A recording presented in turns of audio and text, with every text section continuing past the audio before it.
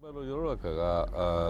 мире есть еще одна вещь, о которой как-то не очень принято говорить. Это влияние на воду негативной духовной энергии людей. И только людей. Жапондардың суға зерттеу жүргізгенін барлығыңыз естіп білген боларсыздар. Көрмеде 3 түрлі шыны ыдысқа кәдімгі су құйып қояды. Бірі әдемі ыдыс, екіншісі кәдімгі ыдыс, үшіншісі сүйкімсіз ыдыс. Көрмеге келген адамдар әдемі ыдысқа сүйкімденіп қарап, жақсы көңіл күйлерін беріп кеткен.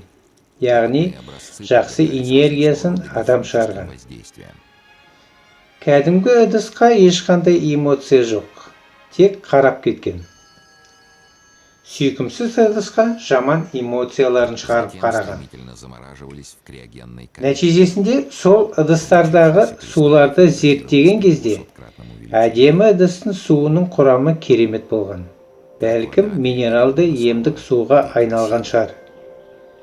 Кәдімгі ыдыстың суы сол қалыпта.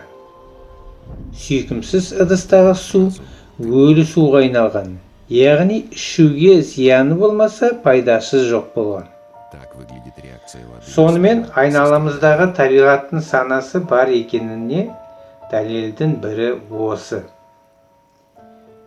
Француз ғалымы колбаға өлі органикалық затты салып, оған бірнеше күн бойы электр зарядтарын жіберіп отырады. Содан әлгі өлі заттар тірі органикалық заттарға айналады. Біздің жер шарындағы тіршілік бірден пайда болмағандығын ғалымдар айтып қойған.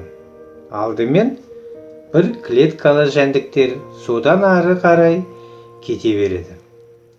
Жердегі тіршіліктің бүгінгідей дәрежеге жетуі, жер жылуы, күн энергиясы, космостық энергиялардың әсерінен бастау алған деп пайымдаймын.